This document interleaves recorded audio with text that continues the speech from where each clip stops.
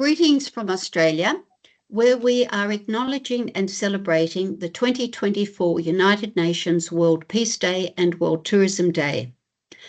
I would like to introduce two of our leading Australian tourism companies and IIPT coalition partners. Michelle Degerhardt, Global Sustainability Officer from Flight Centre's Travel Group, one of the largest travel agencies in the world operating in over 26 countries. And Donna Lawrence, Corporate Social Responsibility Manager with World Expeditions, a very important tour operator, also operating in Australia, of course, as headquarters, Canada, US, New Zealand, and the United Kingdom. This year's United Nations theme for Peace and Tourism Days is building a culture of peace. And our IIPT stated vision has always been that the travel and tourism industry becoming the world's first global peace industry, and that every host and country and traveller to be an ambassador for peace. This, of course, is a very noble concept. So how do you think the tourism industry could put this vision and concept into practical action? Michelle, can I first ask you? Yes, thank you, Gail, and thank you so much for inviting me onto the call. It's great to be here. First, I think we really need to understand that building a culture of peace is not just about the absence of conflict. It's about fostering tolerance, quality and respect for human rights. And at Flight Centre, our company purpose is to open up the world for those who want to see. And we send people on amazing travel experiences around the world every day. And we encourage our travellers or our customers to be mindful and responsible travellers, which we all have the ability to do when we do travel. And through things like making sure that when we do travel, we seek out opportunities for cultural exchange, so engaging with local communities and learning about their customs and traditions.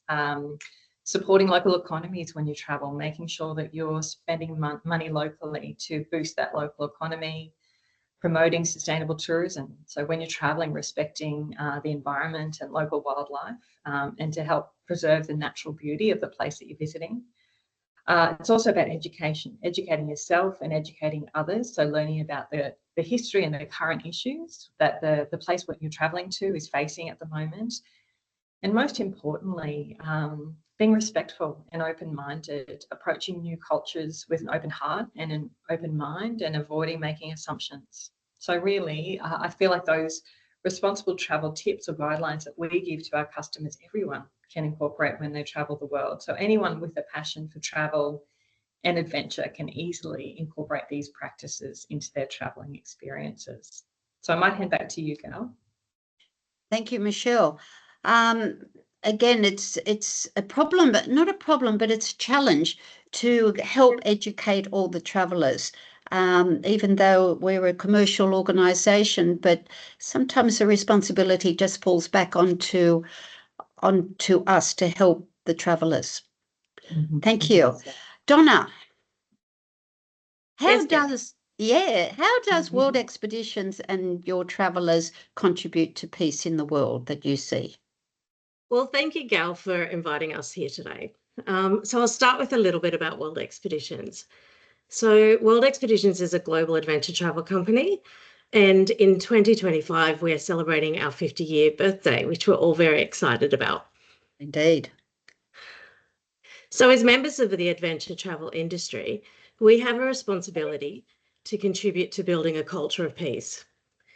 This responsibility extends to creating regenerative travel experiences that nurture community and that build connections and make positive impact on both people and the planet.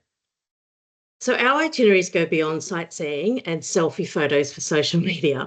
So we create immersive travel experiences for small groups, typically taking place in nature and in less crowded and more off the beaten track path places. So in doing this, our itineraries provide transformative experiences for travellers. And as we know, transformative travel broadens our perspectives, fosters empathy, builds connections, nurtures an appreciation for diversity, and most importantly, it fosters peace. So I like to refer to a quote by Mark Twain, because I think he had it right when he said, "Travel is fatal to prejudice, bigotry, and narrow-mindedness." And he also went on to say that charitable views cannot be acquired by vegetating in our little corner of the world all of our lifetime.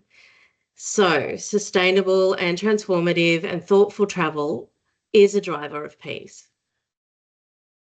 In 2016, when Louis D'Amour, the president of IIPT at the time, launched the Travel for Peace campaign, World Expedition swiftly became the first charter member because we believe that travellers can be ambassadors for peace. So as charter members, we encourage travellers to read the IIPT Credo of the Peaceful Traveller before they travel, and then while they're travelling, to enact those words. So words are very powerful. They really matter because words shape our mindsets, and mindsets influence the way we approach and solve problems. So there are several intersections of tourism and peace, but the one that I'd like to focus on today is cultural enhancement and the preservation of heritage. Our industry has a significant role to play to protect culture in a world that increasingly is threatened by monoculturalism. And I use the word threat because monoculturalism is the opposite of what tourism represents. Monoculturalism is when a single culture dominates. And this leaves little room for diversity, and as such, it undermines the very essence of tourism, because we know that tourism flourishes on diversity and exploration. It thrives on an exchange of ideas and experiences, and through immersion of cultural practices like languages, cuisines, and other traditions.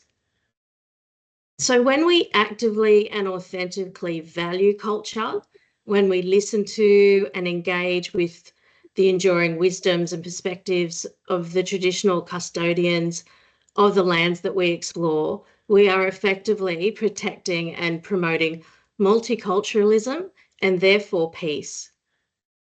So World Expeditions does this. We put it into action when we include respectful and appropriate cultural immersion in our itineraries.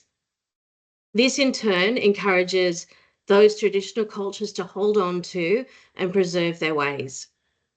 We've taken another step, and recently we have committed to building respectful relationships and lasting connections with Australian Aboriginal and Torres Strait Islander people in the form of our Reconciliation Action Plan. And we plan to continue this commitment to culture in more countries where we operate travel. Thank you, Gail. Well, thank you, Donna, and thank you, Michelle, for sharing your valuable expertise, your knowledge, and your insights, and showing us how the concept of peace can be implemented in practical terms, and how the travel and tourism industry can actually contribute to building a culture of peace. Thank you, ladies, and thank you, everyone, for this very special day. Thank you. Thank you, Gail.